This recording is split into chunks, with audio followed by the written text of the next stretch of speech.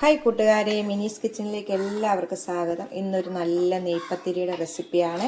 നല്ല പുട്ടുപൊടി കൊണ്ട് ഉണ്ടാക്കാൻ പറ്റുന്ന നല്ലൊരു നെയ്പത്തിരിയുടെ റെസിപ്പിയാണ്. അപ്പം വീഡിയോയിലേക്ക് പോകുന്നവർ വീഡിയോ കണ്ട് ഇഷ്ടപ്പെടുവാണെന്ന് ലൈക്ക് ചെയ്ത്, ഷെയർ ചെയ്ത്, കമൻറ്റ് ചെയ്ത്, സബ്സ്ക്രൈബ് മറക്കല്ലേ. വീഡിയോയിലേക്ക് പോകാം.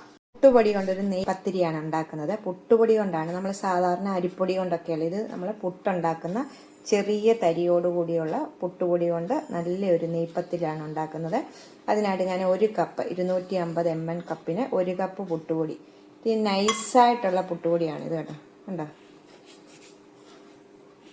ഇതിലേക്ക് നമുക്ക് ആവശ്യത്തിനുള്ള പൊടിക്ക് ആവശ്യമായുള്ള ഉപ്പ് ഇടുക. ആവശ്യമായിട്ടുള്ള ഉപ്പിടാവേ. വേണ്ട കണ്ടോ, ഇതിനാവശ്യമായുള്ള ഉപ്പിട്ടു. എന്നാൽ നമുക്ക് മിക്സ് ചെയ്യാം. നല്ലോണം ഒന്ന് മിക്സ് ചെയ്യാം. എന്നിട്ട് നമ്മളെ പൊടിയെടുത്ത കപ്പിന് ഒരു കപ്പ് നല്ല വെട്ടി തിളയ്ക്കുന്ന വെള്ളമാണ് ഒഴിക്കേണ്ടത്. നല്ല തിളച്ച വെള്ളമാണ് ഇതിലേക്ക് ഒഴിക്കേണ്ടത്. ആദ്യം ഒരു കപ്പ് ഒഴിച്ചിട്ട് ഓരോ പൊടിയുടെ ഇതനുസരിച്ചിരിക്കും നമുക്ക് എങ്ങനെയാണെന്ന് നോക്കാം. ആദ്യമേ ഒരു കപ്പ് ഒഴിക്കാം. ഇപ്പോൾ ഇത് നല്ല ചൂടുവെള്ളമാണ് ഒഴിക്കുന്നത്. ഒരു കപ്പ് ഒഴിച്ചിട്ടുണ്ട്. പുട്ടുപൊടി ആയതുകൊണ്ട് ഇത് നല്ലോണം കുതിർന്ന് വീർക്കും.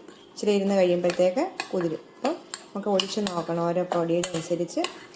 ചൂടായതുകൊണ്ടാണ് ഞാൻ സ്പൂണും കൊണ്ട് കുഴച്ചെടുക്കുന്നത്. അപ്പോൾ ഇത് പോരാ, സ്വല്പം വെള്ളം കൂടെ ഒഴിക്കുക. ഒരു 2-3 ടേബിൾ സ്പൂൺ വെള്ളം കൂടെ ഒഴിക്കുക. 2-3 ടേബിൾ സ്പൂൺ വെള്ളം കൂടെ ഒഴിക്കുക. ഇതിങ്ങനെ ഒഴിച്ചിട്ട് ഒന്ന് കുഴയ്ക്കും. ഉണ്ടോ, നമുക്ക് ഒരു കപ്പ് ഒഴിച്ചപ്പം പോരായിരുന്നു. ഞാൻ ഒരു കപ്പ് 3 ടേബിൾ സ്പൂൺ വെള്ളം കൂടെ ഒഴിച്ചിട്ടുണ്ട്. അപ്പോൾ അത് മതി, കണക്കാണ്. എല്ലായിടത്തും ഈ ചൂടുവെള്ളം എത്തത്തക്ക വിധത്തിൽ നമ്മൾ സ്പൂണും കൊണ്ട് നല്ലോണം ഒന്ന് കുഴച്ച് ഇനി നമ്മളിത് 10 മിനിറ്റ് നേരം മുക്കി വെക്കും. പിന്നെ അരി അരച്ചിട്ടൊരു പത്തിരി ഉണ്ടാക്കിയിട്ടുണ്ടായിരുന്നു. അത് നല്ല രീതിയിൽ എണ്ണയ്ക്കകത്ത് വറുത്തെടുക്കുന്നതൊന്ന് ഞാൻ എൻ്റെ യൂട്യൂബ് ചാനലിൽ അപ്ലോഡ് ചെയ്തിട്ടുണ്ട് കേട്ടോ. നേരത്തെ ഇപ്പം പുട്ടുപൊടി കൊണ്ടുള്ളൊരു പത്തിരിയാണ്. ഇനി നമുക്ക് 10 മിനിറ്റ് നേരം ഒന്ന് മൂടി വെക്കാം. അതിലേക്കൊരു തേങ്ങയുടെ ഒരു കൂട്ട് വേണം. അതിനായിട്ട് ഞാൻ ആ പൊടി എടുത്ത കപ്പിന് തന്നെ ഒരു കപ്പ് തേങ്ങ എടുത്ത് വെച്ചിട്ടുണ്ട് കേട്ടോ. മിക്സിയുടെ ജാറിലേക്ക് ഇതിലേക്ക് ഒരു 6 ഉള്ളി, ചുമന്ന 6 ഉള്ളി ഇടാം. 6 ഉള്ളി ഇട്ടു. ഇനി 1/2 ടീസ്പൂണ് ജീരകം, നല്ല ജീരകമില്ല, നമ്മൾ അപ്പത്തിനകത്തൊക്കെ ഉപയോഗിക്കുന്ന ജീരകം 1/2 ടീസ്പൂണ്.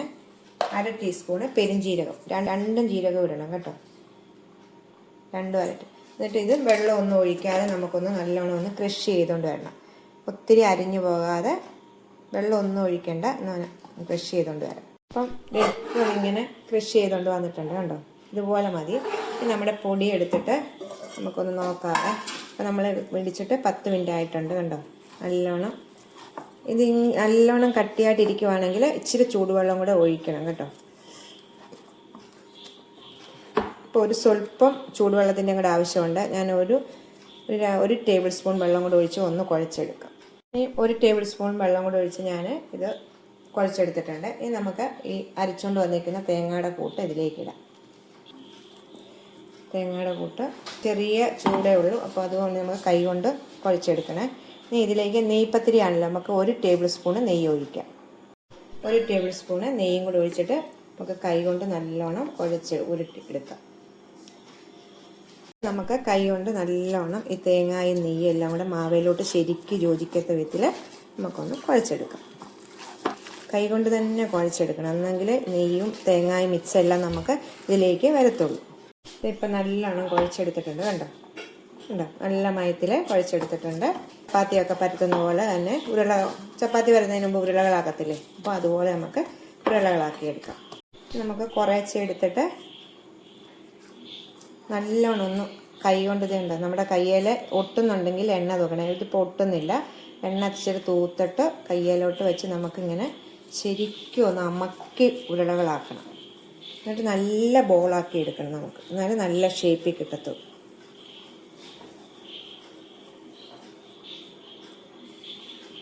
ഇതുപോലെ നമുക്കെല്ലാം ഒന്ന് ആക്കിയെടുക്കാവേ.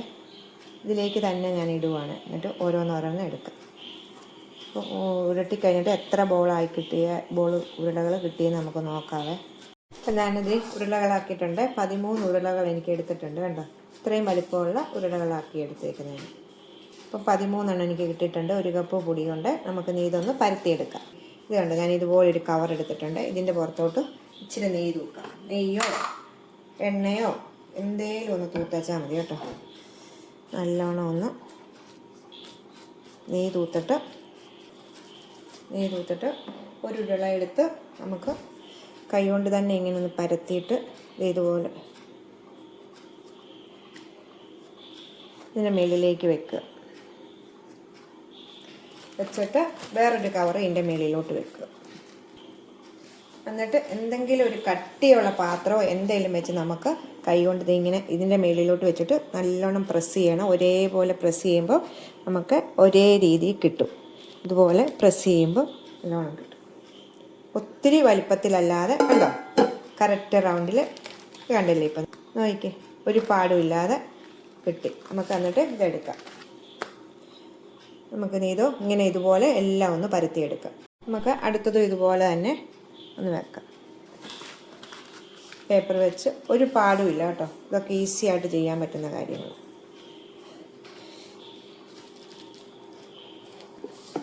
കണ്ടോ, ഇങ്ങനെ നമുക്ക് 13 ഒന്ന് എടുത്തെടുക്കാം.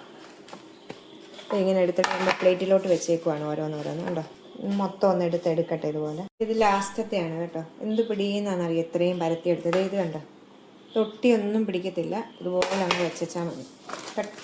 ഇത് ഉള്ളിയൊക്കെ അരച്ചേക്കുന്നതുകൊണ്ട് നല്ലൊരു ടേസ്റ്റും മണമൊക്കെ കേട്ടോ. നമ്മൾ ചപ്പാത്തി പലകയും പൊടി ഇതൊന്നും ഇടേണ്ട കാര്യമില്ല. ഇതുപോലെ 2 കവറ് വെച്ചാൽ മതി നമുക്ക്. പ്ലാസ്റ്റിക്കിൻ്റെ കവറും എന്തെങ്കിലും ഒരു കട്ടിയുള്ളൊരു പാത്രം.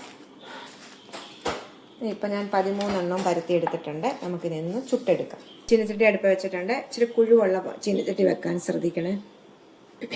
ഇനി നമുക്ക് വെളിച്ചെണ്ണ ഒഴിക്കാം. ഏതെണ്ണയാണേലും മതി കേട്ടോ. ഞാനിപ്പം വെളിച്ചെണ്ണയാണ് വയ്ക്കുന്നത്. ഇപ്പം വെളിച്ചെണ്ണയ്ക്കൊക്കെ നല്ല വിലയാണ്. അപ്പോൾ നമുക്ക് എണ്ണ നല്ലോണം ചൂടായ ശേഷം നമുക്ക് ഓരോന്നിട്ട് ഉണ്ടാക്കിയെടുക്കാം. നല്ലോണം ചൂടായിട്ടുണ്ട്. നമുക്ക് ഇതിലേക്ക് ഓരോന്നിട്ട് വറുത്തെടുക്കാം.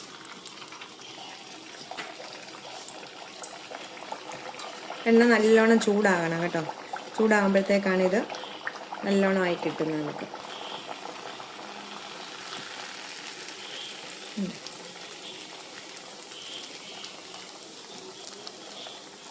ഇതുകൊണ്ട് തിരിച്ചിടാം. തിരിച്ചും മറിച്ചിട്ട് നമുക്ക് നല്ലോട്ട് ഇച്ചിരി എണ്ണ നമ്മളിങ്ങനെ കോരി ഒഴിക്കണം. കണ്ടോ, നല്ലവണ്ണം പൊങ്ങി വന്നിട്ടുണ്ട്. കണ്ടോ, നിങ്ങൾക്ക് കാണാമല്ലോ. നല്ലോണം ശരിക്കും പൊങ്ങി വന്നിട്ടുണ്ട്. നമുക്ക് 2 വശവും അങ്ങോട്ടും ഇങ്ങോട്ടും തിരിച്ചിട്ടിട്ട് ഇങ്ങനെ ചുട്ടെടുക്കും. നല്ല ചൂടായ എണ്ണയിലേക്ക് ഇട്ടാൽ മതി. അപ്പോൾ നല്ലോണം ഇത് പൊങ്ങി വരും. ഒരു ബ്രൗൺ നിറമാകുന്നിടം വരെ നമുക്ക് തിരിച്ചു മറിച്ചു വിടാം. ഇത് കണ്ടോ, ഇപ്പം ഇതായിട്ടുണ്ട്. നമുക്ക് എടുക്കാവേ. കണ്ടോ, ഒരു ഗോൾഡൻ നിറം നല്ലോണം പൊങ്ങിയിരിക്കുകയാണേ. നമുക്കിനി പാത്രത്തിലേക്ക് മാറ്റിയിടാം. നമുക്കിനി അടുത്തതും അതുപോലെ തന്നെ ഇട്ടെടുക്കാം. ഇപ്പം ചൂടായ എണ്ണയാണ്. നല്ലോണം ചൂടാകണം. ചൂടായി ഇച്ചിരി കഴിയുമ്പോഴാണ് നല്ലോണം ഇത് പൊങ്ങി വരുന്നത്. ഉണ്ടോ, പൊങ്ങി വരുന്നുണ്ടോ? ഉണ്ടോ, നല്ലോണം പൊങ്ങി വരുന്നത്. നല്ലോണം പൊങ്ങി വന്നിട്ടുണ്ടോ. അടുത്തതും ഇതുപോലെ ഇട്ട്. മൂന്നാമത്തെയാണ്.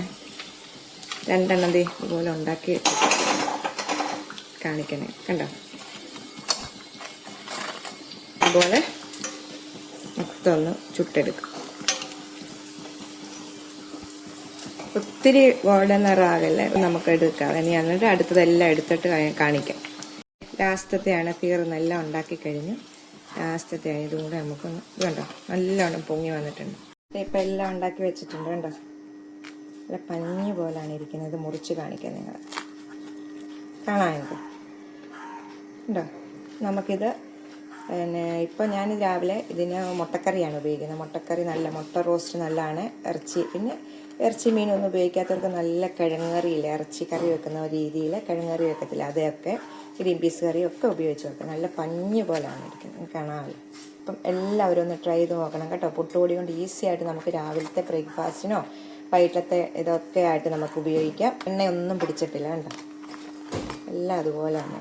നമുക്ക് അടുത്തൊരു വീഡിയോ കാണാൻ. ടാറ്റാ.